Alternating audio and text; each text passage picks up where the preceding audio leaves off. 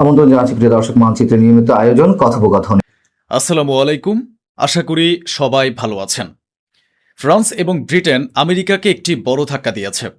Hormuz প্রণালী নিয়ন্ত্রণে আনতে, সেটির উপর দখল নিতে এবং এটিকে মুক্ত করতে শুরু থেকেই আমেরিকা বিভিন্ন দেশের কাছে এবং ন্যাটোর কাছে বলছিল যে আপনারা আপনাদের নৌবাহিনী পাঠান। যখন বিভিন্ন দেশের নৌবাহিনী একত্র হবে তখন বিশ্বের সবচেয়ে বড় নৌবাহিনী আমাদের হবে এবং তারপর আমরা শক্তির জোরে ইরানের কাছ থেকে হরমুজ প্রণালী কেড়ে নেব। দীর্ঘ সময় পর আমেরিকা আবারও ফ্রান্স ও ব্রিটেনকে বলল যে হরমুজ প্রণালীর জন্য আপনারা আপনাদের বাহিনী পাঠান, আপনাদের নৌবাহিনী পাঠান।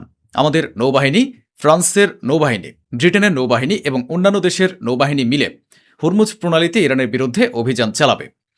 ব্রিটেনের নতুন প্রধানমন্ত্রী এসেছেন, তাই ট্রাম্পের আশা ছিল যে ব্রিটেন রাজি হয়ে যাবে। কিন্তু ব্রিটেন ও কোনোভাবেই যুদ্ধে নেই এবং ইরানের বিরুদ্ধে আমরা আমাদের নৌবাহিনী হরমুজ প্রণালীতে পাঠাবো না বলে পরিষ্কার জানিয়ে দিয়েছে। এতে ডোনাল্ড ট্রাম্প একটি বড় ধাক্কা খেয়েছেন। আমার বন্ধুরা, চীন ইরানকে কাঁধে বহনযোগ্য 400-রও বেশি রকেট বা ডিফেন্স সিস্টেম দিতে চলেছে। এটি কোন পথে দেওয়া হবে? চীন পাকিস্তান হয়ে এই অস্ত্রগুলো ইরানে পাঠাবে। যখন এই খবরটি সামনে এলো তখন চীন ও পাকিস্তান অস্বীকার করে বলল যে খবরটি মিথ্যা। তবে বিশেষজ্ঞদের রিপোর্ট বলছে যে চীন ইরানকে অস্ত্র সরবরাহ করবে। সাংবাদিকরা ডোনাল্ড ট্রাম্পকে জিজ্ঞাসা করলেন যে চীন ইরানকে রকেট লঞ্চার দিতে চলেছে, এ বিষয়ে আপনার বক্তব্য কী? তখন ট্রাম্প বলল, এটি খুবই চমকে দেওয়ার মতো ব্যাপার, কারণ শি জিনপিং আমার সঙ্গে ওয়াদা করেছিলেন যে তিনি ইরানকে কোনো অস্ত্র দেবেন না। সম্মানিত শ্রোতা, ইসরায়েল গতকাল একটি বড় খবর প্রকাশ করেছে, যেখানে ইসরায়েলের প্রতিরক্ষা মন্ত্রী বলেছেন যে আমেরিকার ফাইটার জেটগুলো ইসরায়েল থেকে উড়ছে এবং ইরানে হামলা চালাচ্ছে।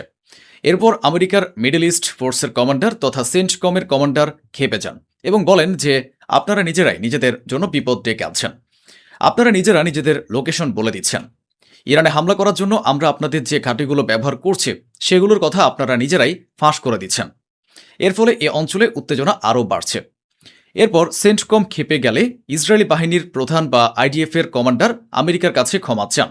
ওদিকে ওয়াশিংটনে নেতানিয়াহু আমেরিকার প্রতিরক্ষা মন্ত্রী এবং শীর্ষ কর্মকর্তাদের সঙ্গে বৈঠক করেছেন। স্বাভাবিকভাবেই সবাই জানেন যে ইরানের বিরুদ্ধে এসব প্রস্তুতি চলছে। নেতানিয়াহু আবারও নিশ্চিত করেছেন যে মুজতবা খামেনি নিশ্চিতভাবেই বেঁচে আছেন এবং সুস্থ আছেন।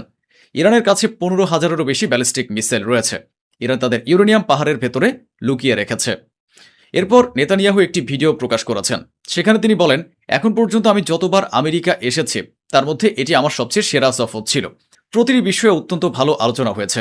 আমি ডোনাল্ড ট্রাম্পের সরকারের উপর সম্পূর্ণ সন্তুষ্ট। বন্ধুরা, ইরান নিশ্চিত করেছে যে হরমুজ প্রণালী তাদের নিয়ন্ত্রণে রয়েছে, তবে সেন্টকম এ দাবি অস্বীকার করেছে। আমেরিকার সেন্টকম জানিয়েছে যে তারা 1000 যুদ্ধজাহাজকে হরমুজ প্রণালী পার করে নিরাপদ স্থানে নিয়ে এসেছে। তাহলে কিভাবে প্রণালীটি ইরানের হাতে রয়েছে? আচ্ছা, সেন্টকম যদি ঠিকই বলে থাকে, তবে হরমুজ প্রণালীকে মুক্ত করার জন্য আমেরিকা কেন এত নৌবাহিনী একত্রিত করছে? এই লোকগুলোর নিজেদের কথার মধ্যেই কোনো মিল নেই, আর ঠিক এ কারণে বিশ্ব তাদের কথাই ভরসা করে না। ইরান নিজে নিশ্চিত করেছে যে তারা 3টি জাহাজের উপর সতর্কতামূলক গুলি চালিয়েছে, কারণ জাহাজগুলো নির্ধারিত পথ দিয়ে না গিয়ে অন্য পথ দিয়ে যাচ্ছিল। আমাদের বলে দেয়া পথ দিয়ে না যাওয়ার কারণে সেগুলো শেষ পর্যন্ত পিছু হটতে বাধ্য হয়। এদিকে ইরানের উপর আমেরিকার হামলা এখন আর কোনো কাজে আসছে না, তাই গতকালের মতো আজও আমেরিকা ইরানের উপর নতুন করে নিষেধাজ্ঞা আরোপ করেছে। দেশের সঙ্গে বিশ্বাসঘাতকতা করার মতো ভয়ঙ্কর কিছু আর হতেই পারে না। এতদিন যারা বলতেন যে ইরানের মানুষ রাস্তায় যে বিক্ষোভ করছে তা স্বাধীনতার জন্যই করছে, আজ তাদের সে সত্যিটা সামনে চলে এসেছে। এই যে রেজা পাহলভি, যিনি ইরানের প্রেসিডেন্ট হতে চান, তিনি এক ইসরায়েলি কর্মকর্তার সঙ্গে দেখা করেছেন এবং কথা দিয়েছেন যে তেহরানের সরকার পতন ঘটার পর যখন তারা ক্ষমতা দখল করবেন তখন তিনি তেহরানে ইসরায়েলের দূতাবাস খুলে দেবেন। আর ঠিক এই কারণেই আজ দেখুন, কোনো ইরানি নাগরিকই রেজা পাহলভিকে ভালোবাসে না। রেজা পাহলভি নিজেই একজন লম্পট, তার বাপেও লম্পট ছিল।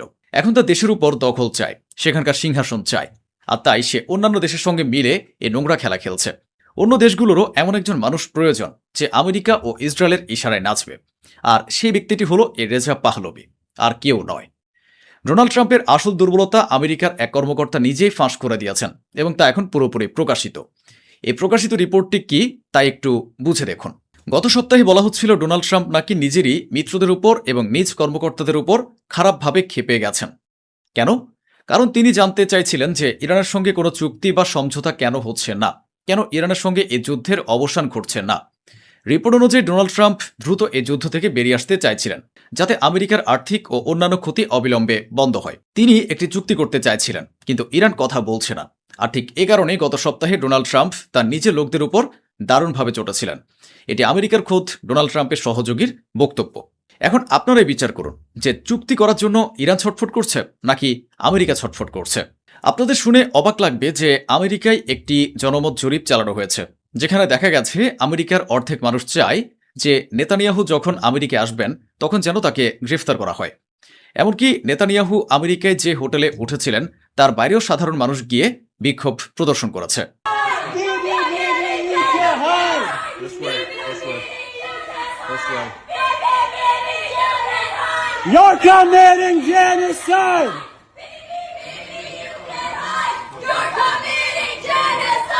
You're committing genocide! ওদিকে জাপানের একটি জাহাজ ইরানের সঙ্গে যোগাযোগ করে। কথাবার্তার পর তারা অনুমতি চায় এবং ইরান অনুমতি দেওয়ার পরেই কেবল ওই জাপানি জাহাজটি হরমুজ প্রণালী পার হতে পেরেছে। বন্ধুরা, ভেনেজুয়েলার বিষয়টিকে হালকাভাবে নেবেন না। ভেনেজুয়েলা এমন একটি কাণ্ড ঘটিয়ে বসেছে যে তাদের আসল চেহারা সবার সামনে চলে এসেছে। আপনারা তো জানেনই কিভাবে গভীর রাতে সন্ত্রাসী কায়দায় গুন্ডাদের মতো ভেনেজুয়েলার প্রেসিডেন্ট মাদুরো ও তার স্ত্রীকে আমেরিকা অপহরণ করেছিল। বিশ্বের সব দেশ এর তীব্র নিন্দা জানিয়েছিল। ভেনেজুয়েলার প্রেসিডেন্ট ও তার স্ত্রীকে অপহরণ করে নিয়ে যাওয়ার পর আমেরিকার প্রেসিডেন্ট সেখানকার উপরাষ্ট্রপতির সঙ্গে হাত মিলিয়ে তাকে দেশের রাষ্ট্রপতি বানিয়ে দেন। এখন সেই পুতুল সরকার বা হিজড়া সরকার, যিনি উপরাষ্ট্রপতি ছিলেন, তিনি সেখানকার রাষ্ট্রপতি। ইরানের পররাষ্ট্রমন্ত্রী গতকাল বলেছেন, আমরা ভেনেজুয়েলা নই যে আমেরিকা আমাদের দেশে ঢুকে আমাদের রাষ্ট্রপতিকে অপহরণ করে নিয়ে যাবে আর আমরা ভেনেজুয়েলার মতো চুপ করে বসে থাকব। ভেনেজুয়েলার নতুন সেই পুতুল রাষ্ট্রপতি এতে ভীষণ ক্ষেপে গেছেন যে ভাই, আপনারা আমাদের নাম নিলেন কেন? কিভাবে আমাদের অপমান করছেন? সে তো আমেরিকার ইশারায় নাচে, আর এজন্য তারা ইরানের রাষ্ট্রদূতকে তলব করেছে। এই হলো ভেনেজুয়েলার বর্তমান অবস্থা। অর্থাৎ নিজের দেশের রাষ্ট্রপতি অপহরণ হওয়ার পরও যদি অন্য কোনো দেশ বলে যে হ্যাঁ, এদের দেশের রাষ্ট্রপতিকে অপহরণ করা হয়েছে, তবে তারা সেই দেশের উপরেই ক্ষেপে যাচ্ছে। ভেনেজুয়েলার মানুষের যে কি হয়েছে তা খোদাই ভালো জানেন। ইসরায়েল আবারও তাদের প্রোপাগান্ডা শুরু করেছে। তারা একটি মানচিত্র প্রকাশ করে বলেছেন যে এটি হলো পিকক্স মাউন্টেনের লোকেশন, যা ইরানের পাহাড়ের ভেতরে অবস্থিত, এবং সেখানে তাদের ইউরেনিয়াম সমৃদ্ধকরণ বা এনরিচমেন্টের কাজ আবার শুরু করে দিয়েছে। ওদিকে ইরান পরিষ্কার জানিয়ে দিয়েছে যে তাদের অনুমতি ছাড়া হরমুজে কেউ একটি পাখিও মারতে পারবে না। মোসাদেরও তো অবস্থা খারাপ। মোসাদ তাদের কর্মকর্তাদের বলেছে যে নিজেদের ডেইলি রুটিন বদলে ফেলো, যে রাস্তা দিয়ে যাতায়াত করো সেই রাস্তা পরিবর্তন করে ফেলো, তোমাদের কাজের শিডিউল ও সমস্ত স্টাইল বদলে ফেলো, কারণ ইরান তোমাদের উপর কড়া নজর রাখছে। ইরানের সবচেয়ে বড় মাথা ব্যথার কারণ হলো দেশের ভেতরের কিছু গাদ্দার বা বিশ্বাসঘাতক, যারা কেবল টাকার জন্য দেশের সঙ্গে বিশ্বাসঘাতকতা করে। ইরান দেশের অভ্যন্তরে একটি বিশেষ অপারেশন চালিয়ে শত শত মানুষকে গ্রেফতার করেছে, যাদের সঙ্গে বিদেশি শক্তি তথা আমেরিকা ও ইসরায়েলের লোকজনের যোগাযোগ ছিল। এর পাশাপাশি ইরান আমেরিকা ও ইসরায়েলের বিরুদ্ধে আন্তর্জাতিক অপরাধ আদালতে মোট ১৪০টি মামলা দায়ের করেছে। এদিকে ইসরায়েল জানিয়েছে যে তারা তাদের একজন সাবেক কর্মকর্তাকে গ্রেফতার করেছে, যিনি বর্তমানে সেনাবাহিনীতে ছিলেন এবং ইরানের হয়ে গুপ্তচর বৃত্তি করতেন। ইসরায়েলি কর্মকর্তারা আবার নিশ্চিত করেছেন যে তারা ইরানের উপর একটি বড় হামলা চালাবেন, কেবল ডোনাল্ড ট্রাম্পের অনুমোদনের অপেক্ষা রয়েছে। ওদিকে গালফ কোঅপারেশন কাউন্সিলের নৌবাহিনী বা যৌথ বাহিনী বাহরাইনে একসঙ্গে মিলে সামরিক মহড়া চালাতে চলেছে। কুয়েতের সঙ্গে পাকিস্তানের একটি প্রতিরক্ষা চুক্তি স্বাক্ষরিত হয়েছে, যার পর পাকিস্তানের প্রধানমন্ত্রীকে কুয়েতের পররাষ্ট্রমন্ত্রীর সঙ্গে দেখা গেছে।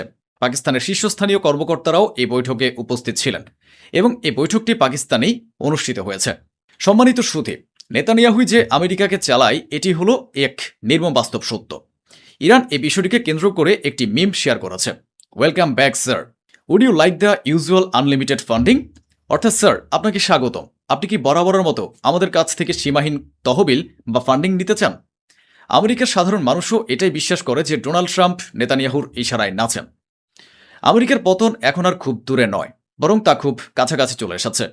আসল কথা হলো আমেরিকার সাধারণ মানুষ এখন নেতানিয়াহু ও ইসরায়েলের বিরুদ্ধে চলে যাচ্ছে। এখন ইসরায়েলের সামনে আর কোনো বিকল্প খোলা নেই। তারা টাকা খরচ করে দেখেছে, কন্টেন্ট ক্রিয়েটর ও লেখকদের পেছনে টাকা ঢেলে তাদের দিয়ে আর্টিকেল লিখিয়েও দেখেছে, সবকিছু কিনে ফেলার চেষ্টা করেছে। কিন্তু আমেরিকার জনতা কি ভারতের মতো নাকি? তারা শিক্ষিত মানুষ, সেখানে তো আর অন্ধভক্ত চলেন না। সেখানকার মানুষ এখন ইসরায়েলের জন্য এক বড় মাথা ব্যথার কারণ হয়ে দাঁড়িয়েছে। পরিস্থিতি সামাল দিতে ইসরায়েলি গোয়েন্দা সংস্থা এবং আমেরিকার সিআইএ একটি চুক্তিতে পৌঁছানোর প্রস্তুতি নিচ্ছে। ইসরায়েল চেষ্টা করছে মোসাদের সঙ্গে সিআইএর এমন একটি চুক্তি হোক যাতে সিআইএ কোনো গোপন তথ্যই মোসাদের কাছ থেকে লুকাতে না পারে। প্রযুক্তি সবসময় নিজেদের দেশের নিজস্ব হওয়া উচিত, নইলে কি হয় তা একবার দেখুন। ইরানের শীর্ষস্থানীয় নিউজ চ্যানেল তাসনিম নিউজ এজেন্সিকে আমেরিকার টুইটার ব্যান করে দিয়েছে। আপনারা তো জানেনই, টেলিগ্রাম রাশিয়ার তৈরি হলেও সেটিকে একে একে ব্যান করা হচ্ছে। যেসব ইরানি গ্রুপ, ইরানি মিডিয়া এবং প্ল্যাটফর্মগুলো সত্য খবর প্রকাশ করে, আমেরিকা ও ইসরায়েল তাদের সুপরিকল্পিতভাবে ব্যান করাচ্ছে। এদিকে সৌদি আরবও কিছুটা পিছু হটেছে। জোশের চোটে তারা আমেরিকার কাছে যায় এবং ইসরায়েলকে খুশি করার জন্য এমন কিছু কাজ করে বসে, যার জন্য পরে তাদের কাঁদতে হয়। সাম্প্রতিক রিপোর্ট অনুযায়ী সৌদি আরব সরকার আমেরিকার কাছে আবেদন জানিয়েছে যে তারা চায় ইরানের সঙ্গে তাদের দ্বন্দ্বের অবসান ঘটুক, ইরানের সঙ্গে যাতে উত্তেজনা কমে এবং কূটনৈতিক আলোচনার মাধ্যমে পারস্পরিক সম্পর্ক স্বাভাবিক হয়। সৌদি আরব আরও বলেছে, ইরাকের যোদ্ধারা তাদের উপর হামলা চালিয়ে রেড লাইন অতিক্রম করেছিল, যে কারণে তাদের বাধ্য হয়ে আক্রমণ চালাতে হয়েছে। নতুবা তারা কোনো অবস্থাতেই যুদ্ধ বাড়াতে চায় না। আসল কথা হলো, এই যুদ্ধ কেবল নেতানিয়াহুই বাড়িয়ে চলেছেন। অন্তত কিছু তো সত্য কথা বলেছে সৌদি আরব, নইলে এই সৌদি সরকার তো পারতপক্ষে কোনো সঠিক কথা বলে না। অন্যদিকে পুরো মধ্যপ্রাচ্যের জন্য যে ইসরায়েল এক বড় হুমকি, সে ইসরায়েল লেবাননের উপর আবারও বড় ধরনের হামলা চালিয়েছে। এখন ইতালিতে লেবানন ও ইসরায়েলের মধ্যে একটি আনুষ্ঠানিক বৈঠক হওয়ার কথা রয়েছে। এর আগেও একবার বৈঠক হয়ে যুদ্ধবিরতির বিষয়ে কথা হয়েছিল, কিন্তু আমেরিকা ও ইসরায়েল সেই যুদ্ধবিরতি ভঙ্গ করে আবারও হামলা চালিয়েছে। এখন তাদের এ চরম হারামিপনার শেষ সীমাটা একবার দেখুন, যেখানে আবার নতুন করে লেবানন ও ইসরায়েলের সে বৈঠক হতে যাচ্ছে। আর ইসরায়েলের দাবি হলো, আমরা লেবানন থেকে সরব না এবং যখনই আমাদের ইচ্ছে হবে আমরা লেবাননে হামলা চালাবো। বলুন তো, এটা আবার কেমন চুক্তি? এটাকে কি কোনো ডিল বলে? এটা তো সোজা কথায় অন্যের সামনে মাথা নিচু করে দেওয়া। আপনাদের দেশ কোথায় নিরাপদ, কোথায় সুরক্ষিত? আমেরিকা আসলে কেমন ডিল করাচ্ছে?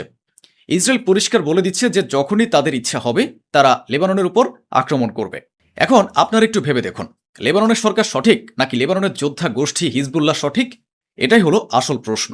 এমনকি ইসরায়েলি সেনাবাহিনী ও আইডিএফ এর কমান্ডাররা পর্যন্ত বলেছেন যে প্রয়োজন পড়লে তারা লেবাননের আরও ভেতরে ঢুকে পড়তে প্রস্তুত। ওদিকে আমেরিকা ইসরায়েলকে এই বলে আশ্বস্ত করেছে যে আপনারা যা খুশি করুন, আমাদের উপর ভরসা রাখুন, সৌদি আরব আপনাদের সঙ্গে সম্পর্ক স্বাভাবিক করতে বাধ্য হবে। কাতারকে দেখেছেন, আরব দেশগুলোকে দেখেছেন, এরা সবসময় ইহুদিদের পা চেটে চলে। এবার আপনারা সিএনএনের এই রিপোর্টটি দেখুন। ইসরায়েল সাবেক প্রধানমন্ত্রী বেনেট বলেছেন যে কাতার হলো একটি সন্ত্রাসী রাষ্ট্র। একটু ভেবে দেখুন, কাতার সারা জীবন ইহুদিদের তোষামত করার পরও বদলে কি পেল? শেষ পর্যন্ত তাদের গায়ে সন্ত্রাসীর তকমা সিটে দেওয়া হলো। ইসরায়েলের সাবেক প্রধানমন্ত্রী আরও বলেছেন যে তারা যে কোনো মূল্যে সৌদি আরবের সঙ্গে চুক্তি করবেই। তবে আমেরিকা তুরস্ককে F-35 ফাইটার জেট দেওয়ার যে সিদ্ধান্ত নিয়েছে তার তীব্র বিরোধিতা করেছে তারা, কারণ তারা কোনোভাবেই চায় না যে এই ধরনের অত্যাধুনিক ফাইটার জেট তাদের কোনো শত্রুর হাতে যাক। এটা তাদের নিরাপত্তার জন্যই বড় হুমকি। এদিকে শয়তান তো আর শয়তানি কোনোদিনই ছাড়ে না। দৃশ্য আপনাদের সামনে রয়েছে। ইসরায়েল গাজার উপর আবারও বড় ধরনের হামলা শুরু করেছে এবং ধারাবাহিকভাবে ধ্বংসযজ্ঞ চালিয়ে যাচ্ছে। যখন তারা কোথাও কোনো যুদ্ধে জিততে পারে না, তখন নিরপরাধ ও নিরস্ত্র মানুষের উপর এভাবেই সন্ত্রাসী হামলা চালায়। আপনাদের জানিয়ে রাখি, একটি ইসরায়েলি কোম্পানি টিকটক কিনে নিয়েছে। ভারতে তো টিকটক নিষিদ্ধ, তবে বিশ্বের বাকি দেশগুলোতে এটা দিব্যি চলছে। এখন টিকটকের জন্য একটা বিশেষ টাস্ক ফোর্স তৈরি করতে চলেছে ইসরায়েল। এই গ্রুপটি টিকটকে ইসরায়েলের বিরুদ্ধে যাওয়া যে কোনো কন্টেন্ট বা বিষয়বস্তু মুছে ফেলবে এবং ইসরায়েলের পক্ষে সাফাই গিয়ে বা তাদের সমর্থনে ভিডিও তৈরি করবে। গাজায় ইসরায়েলি হামলায় আরও 2 জন ফিলিস্তিনের মৃত্যুর খবর নিশ্চিত করা হয়েছে। জাতিসংঘ নিজেই এটা নিশ্চিত করেছে এবং আল জাজিরা এ বিষয়ে রিপোর্ট প্রকাশ করেছে। জাতিসংঘ আরও নিশ্চিত করেছে যে গাজায় ইসরায়েলি সন্ত্রাসী হামলায় 60,000 শিশুর বাবা মা মারা গেছেন, অর্থাৎ 60,000 নিষ্পাপ শিশু এতিম হয়ে গেছে। আসসালামু আলাইকুম। আজকে অনেকগুলো গরম সংবাদ আছে। 1 নাম্বার সংবাদ, ইরানের মারের চোটে ইরাক ছাড়ার ঘোষণা দিচ্ছে মার্কিন যুক্তরাষ্ট্র। ইরাক থেকে সরিয়ে নেওয়া হয়েছে আমেরিকার 5টি পেট্রিয়ট এয়ার ডিফেন্সের সবগুলোই। এরবিল ছাড়ছে মার্কিন সেনারা। 2 নাম্বার, শুধু ইরাক নয়, এবার কুয়েত ছাড়ার চিন্তা করছে মার্কিন যুক্তরাষ্ট্র। তথ্য প্রমাণ সহ আজকের লাইভে সেগুলো দেখাবো। 3 নাম্বার, আমেরিকার কপালে যেন শনির দশা ছাড়ছে না। মার্কিন যুক্তরাষ্ট্রের একটি F-35 বিমান ভূপাতিত হয়েছে। নিশ্চিত সংবাদ, মার্কিন যুক্তরাষ্ট্রের ক্যালিফোর্নিয়া অঙ্গরাজ্যে এই বিমানটি মাটিতে চুম্বন খেয়েছে, মাটির মধ্যে বিধ্বস্ত হয়েছে।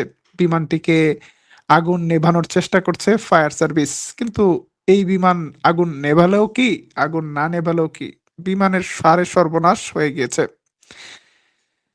প্রিয় দর্শক, আজকে ইরান যে হুঁশিয়ারি দিয়েছিল যে আমাদের টার্গেট মধ্যপ্রাচ্য থেকে সবশেষ মার্কিন সেনাদেরকে বিতরণ করা, আমেরিকার সকল ঘাঁটিগুলোকে বন্ধ করা, এখন আমেরিকা নিজেই একের পর এক ঘোষণা দিচ্ছে তাদের পক্ষে আর ইরাকে, কুয়েতে থাকা সম্ভব নয়। কুয়েত সম্পর্কে তারা বলছে, the US liberated Kuwait but now struggles to protect it from Iran. Iraqi নাকি, আমেরিকাই নাকি কুয়েতকে স্বাধীনতা দিয়েছিল, এখন তারা আর ইরান থেকে রক্ষা করতে পারছে না। প্রিয় দর্শক, কে কোথা থেকে আমাদের লাইভে যুক্ত হয়েছেন সবাইকে স্বাগত জানাচ্ছি। আজকে পহেলা আগস্ট।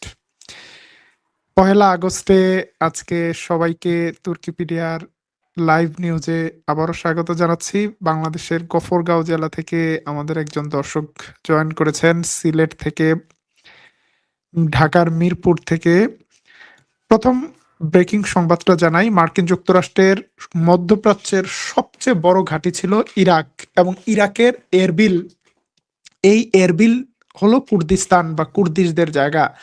2003 সালে মার্কিন যুক্তরাষ্ট্র প্রেসিডেন্ট বুশের নেতৃত্বে ইরাকে প্রবেশ করে, ইরাকে আগ্রাসন শুরু করে। সেই আগ্রাসনে এই দালাল কুর্দিশরা মার্কিন সেনাদের জন্য সবকিছু উজাড় করে দেয়, তারা মার্কিন সৈন্যদেরকে সহযোগিতা করে, এবং একজন দালাল কুর্দিশকে আমেরিকা ইরাকের প্রেসিডেন্ট বানায়, তার নাম জালাল তালাবানি। জাতিতে কুর্দিশ, কিন্তু ইরাকের প্রেসিডেন্টের চেয়ারে বসে গিয়েছিল। এবং নুরিয়াল মালিকি নামে আরেক দালালকে বানায় ইরাকের প্রধানমন্ত্রী। 2023 থেকে 2003 থেকে 2026 দীর্ঘ 23 বছর মার্কিন সেনারা ইরাকে রাজত্ব করে, কিন্তু তাদের এই রাজত্ব শেষ করে দিচ্ছে ইরান। ইরানের একের পর এক হামলার কারণে শেষ পর্যন্ত ইরাক ছাড়তে বাধ্য হচ্ছে মার্কিন যুক্তরাষ্ট্র। মার্কিন যুক্তরাষ্ট্র ঘোষণা দিয়েছে তাদের ঘাঁটিতে একের পর এক ড্রোন মিসাইল হামলা ঠেকাতে তারা গলদঘর্ম হয়ে গিয়েছে। এখন তারা একটা অজ্ঞাত লোকেশনে তাদের পেট্রিয়ট এয়ার ডিফেন্স গুলো সরিয়ে নিচ্ছে। তাদের যদি 5টি পেট্রিয়ট সরিয়ে নেওয়া হয়, তখন তারা তাদের হেলিকপ্টার সহ সকল সরঞ্জাম সরিয়ে নিতে বাধ্য, কারণ মিসাইলগুলো ঠেকানোর আর কিছুই থাকলো না। আর হেলিকপ্টার, সামরিক সরঞ্জাম সরিয়ে নিলে তখন তো আর সেখানে মার্কিন সেনারাও থাকতে পারে না। তারা চিন্তা করছে আগামী সেপ্টেম্বর নাগাদ পুরো ইরাক থেকে তারা তাদের সৈন্য প্রত্যাহার করবে। ইতিমধ্যে সিরিয়া কিন্তু আমেরিকান সৈন্যমুক্ত হয়েছে। যুদ্ধ নয়, কৌশলে, কূটনীতির মাধ্যমে সিরিয়ার সরকার আমেরিকানদেরকে সিরিয়া থেকে ইরাকে পাঠিয়ে দিয়েছে। এবার ইরান তাদেরকে ইরাক থেকেও বের করে দিচ্ছে। ইরাক থেকে বের হওয়ার পর আমেরিকার সৈন্যরা এবার কুয়েতের মাটিও ছাড়তে বাধ্য হবে। কুয়েত থেকে নতুন তথ্য আসছে, কুয়েতে মার্কিন যুক্তরাষ্ট্রের ঘাঁটিগুলোতে দফায় দফায় বিমান হামলা, মিসাইল হামলা, ড্রোন হামলা হচ্ছে, এবং এই হামলার ঘটনা ঘটেছে গতকাল রাতেও। সর্বশেষ তথ্য অনুযায়ী ইরানি হামলার জেরে কুয়েত ছাড়ার কথা সিরিয়াসলি ভাবছে মার্কিন যুক্তরাষ্ট্র। বিশেষ করে ইরানের সাথে যুদ্ধে নিজেদেরকে অরক্ষিত দেখছে আমেরিকা। সুতরাং কুয়েতকে রক্ষার কথা বাদ দিয়ে নিজেদের পেছন রক্ষা করার চিন্তা করছে। সবকিছু পিটিয়ে লাল করে দিচ্ছে ইরান। যদিও তারা কখন কুয়েত ছাড়বে সেটার ঘোষণা দেয়নি, কিন্তু ইতিমধ্যে কুয়েত থেকে সৈন্য সংখ্যা কমানোর কথা ভাবছে। ঝুঁকি কমাতে ওয়াশিংটন সৈন্য সংখ্যা এবং সামরিক উপস্থিতি কাটছাটের কথা ভাবছে। অন্যদিকে কুয়েত এখন নিজেরাই এয়ার ডিফেন্সের মাধ্যমে তাদের শক্তিশালী প্রতিরক্ষার চিন্তা করছে। আমেরিকার কথা বাদ, আমেরিকা চলে গেলে কুয়েত পাকিস্তানের কোলে ওঠার চিন্তা করছে।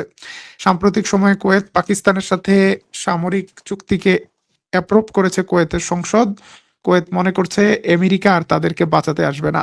এখন এই গ্যাপটা পাকিস্তানকে দিয়ে ফিল আপ করা যায় কিনা চেষ্টা করছে। শুধুমাত্র ইরাক, কুয়েত নয়, আর কোন দেশ থেকে মার্কিন সেনাদেরকে বিদায় হওয়া দরকার? সৌদি আরবের পবিত্র ভূমিতে মার্কিন সেনাদের কি দেখতে চান? সৌদি আরবের সাথে ইতিমধ্যে পাকিস্তানের চুক্তি হয়েছে। তুরস্ক বলেছে সৌদি আরবের যদি প্রয়োজন হয় তুরস্ক সৈন্য পাঠাবে মক্কা মদিনার নিরাপত্তার জন্য। তবে শর্ত হলো আমেরিকান সৈন্যদেরকে সরে যেতে হবে। প্রিয় দর্শক, পৃথিবীর ইতিহাসে কখনোই মক্কা মদিনা কিংবা সৌদি আরবে কোনো কাফের মুশরিকদের সৈন্য ঢুকতে পারেনি, কিন্তু সৌদি রাজবংশ নিজেদের গদি রক্ষার জন্য মার্কিন সৈন্যদেরকে সেই 1991 সালের গালফ ওয়ারের পর থেকে তাদেরকে সৌদির পবিত্র ভূমিতে আশ্রয় দিয়ে রেখেছে। শুধু আশ্রয় নয়, আপনারা শুনলে অবাক হবেন, সৌদি আরবে নিযুক্ত মার্কিন সেনাদের বেতন দেয় সৌদি সরকার। শুধু সৌদি আরব নয়, আমেরিকা এই ধরনের শর্ত চাপিয়ে দিয়েছে জাপানের উপরে, কোরিয়ার উপরে। তাদেরকে নিরাপত্তা দেওয়ার কথা বলে এই ধনী দেশগুলো থেকেই আমেরিকান সৈন্যদের বেতন ভাতা সুযোগ সুবিধার ব্যবস্থা হয়। প্রিয় দর্শক, ইরানের হুঁশিয়ারিগুলো যে শুধুমাত্র কথার কথা ছিল না সেটি প্রমাণ পাওয়া যাচ্ছে। যুদ্ধ শুরুর 2-3 মাসের মধ্যেই মধ্যপ্রাচ্য ছাড়তে বাধ্য হচ্ছে মার্কিন সেনারা। এদিকে হরমুজ প্রণালী থেকে আরেকটি জাহাজে আক্রমণ হয়েছে বলে আমরা কিছুক্ষণ আগে খবর পেয়েছি। শুধু হরমুজ প্রণালী নয়, বাবেল মানদেব প্রণালী থেকেও সৌদি জাহাজকে তাড়িয়ে দিয়েছে আনসারুল্লাহ হুতি বাহিনী। আনসারুল্লাহ হুতিদের হামলায় পিছু হটেছে সৌদি আরবের ওয়েল ট্যাঙ্কার বা তেলবাহী জাহাজ। এদিকে মধ্যপ্রাচ্যে নিজেদের পরাজয় ঢাকতে নতুন করে ইরানের বিরুদ্ধে হামলার পরিকল্পনা করছে মার্কিন যুক্তরাষ্ট্র। মার্কিন গণমাধ্যম সিবিএস নিউজ জানিয়েছে আমেরিকা ইরানের জ্বালানি ইনফ্রাস্ট্রাকচারের উপর আরেক দফা বড় ধরনের হামলার পরিকল্পনা নিয়ে এগুচ্ছে এবং সেই হামলায় যোগ দিতে পারে ইসরায়েলের প্রধানমন্ত্রী বেনিয়ামিন নেতানিয়াহুর এই যুদ্ধের মাধ্যমে নির্বাচনে ভোট আদায়ের একটা কৌশল রয়েছে। যদি ইরানের বিরুদ্ধে বড় ধরনের কোনো হামলা হয় তাহলে সেই হামলার গালগপ্প বলে ইসরায়েলিদের কাছ থেকে নির্বাচনে ভোট ভিক্ষা করবে নেতানিয়াহু। তবে ইরান বলছে আমেরিকা যদি আমাদের সাথে খেলতে আসে আমরাও আমেরিকাকে খেলে দেব, আমাদের পরিকল্পনা প্রস্তুত আছে, we will respond US attack. সুতরাং আমেরিকা এবং ইসরায়েলের জন্য ইরানের হামলার ঘটনাটি এত সহজ নাও হতে পারে। সিবিএস বলেছে এখনো সিদ্ধান্ত চূড়ান্ত হয়নি, কিন্তু পরিকল্পনা চলছে। তবে ইরানে যদি আরেক দফা হামলা হয়, সেই হামলার কারণে যদি পাল্টাপাল্টি যুদ্ধ শুরু হয়ে যায় তাহলে সেটি বিশ্ববাজারে তেলের যে দাম বাড়াবে তাতে নেতানিয়াহু দূরের কথা, ট্রাম্পের নিজের ক্ষমতা থাকে কিনা সেটা নিয়েও সন্দেহ রয়েছে। এদিকে আগামী অক্টোবরে ইসরায়েলের নির্বাচনের আগে গাজায় আরেকটি সামরিক অভিযানের পরিকল্পনা করেছিল নেতানিয়াহু, কিন্তু সেই পরিকল্পনাকে নস্যাৎ করে দিয়েছে হামাস। অস্ত্র ত্যাগ করার ঘোষণা দেওয়ার কারণে বেকায়দায় পড়ে গিয়েছে নেতানিয়াহু। হামাস বলছে আমরা পরিপূর্ণরূপে অস্ত্র ত্যাগ করতে সম্মত আছে, আমরা আমাদের অস্ত্রগুলো ফিলিস্তিনের নতুন একটা কর্তৃপক্ষের কাছে জমা রাখবো, পরবর্তীতে যদি স্বাধীন ফিলিস্তিন রাষ্ট্র হয় এই অস্ত্রের মালিক হবে স্বাধীন ফিলিস্তিনের সেনাবাহিনী। হঠাৎ করে অস্ত্র ত্যাগের ঘোষণা দেওয়ায় নেতানিয়াহুর পক্ষে গাজায় হামলা করাটা অবাস্তব এবং অসম্ভব হয়ে পড়েছে। মার্কিন প্রেসিডেন্ট ডোনাল্ড ট্রাম্প নেতানিয়াহুর উপর চাপ দিচ্ছে যেন গাজায় নতুন কোনো অপারেশন না হয়। তুরস্ক, সৌদি, পাকিস্তান সহ অন্য দেশগুলো বলছে যে দেখো ট্রাম্প, তোমার শর্ত ছিল হামাসকে অস্ত্র ত্যাগ করতে হবে, হামাস কিন্তু রাজি হয়ে গেছে অস্ত্র ত্যাগ করার, এখন আসো আলোচনা হই। অস্ত্র ত্যাগ করবে ঘোষণা দিলেই তো আর অস্ত্র ত্যাগ করবে না, এটার একটা আলোচনা প্রসেস আছে। ইরান হামাসকে বলছে হামাস তোমরা এখনই অস্ত্র ত্যাগ করো না, তোমরা আলোচনার কথা বলে বলে ইলেকশনটা পার করে দাও, নেতানিয়াহুকে বিদায় করে দাও, তারপর দেখা যাবে অস্ত্র ত্যাগ করবা কি করবা না, আলোচনা করতে তো কোনো সমস্যা নেই। এবং হামাসও শর্ত দিয়েছে যে আমরা প্রথম দফায় ক্ষুদ্র হালকা অস্ত্র সমর্পণ করব, ইসরায়েলকে সরে যেতে হবে, যদি ইসরায়েল সরে যায় তাহলে আমরা আরো কিছু অস্ত্র সমর্পণ করব এবং ইসরায়েল যদি পরিপূর্ণরূপে হামলা বন্ধ করে গাজায় কনস্ট্রাকশন ম্যাটেরিয়ালস প্রবেশ করতে দেয় তখন আমরা ভারী অস্ত্রগুলো সমর্পণের চিন্তা করব। কিন্তু আমাদের হাতিয়ার আমরা ইসরায়েলকে দেব না, এটা ফিলিস্তিনিদের হাতে থাকবে, ফিলিস্তিনের নতুন অথরিটির হাতে থাকবে।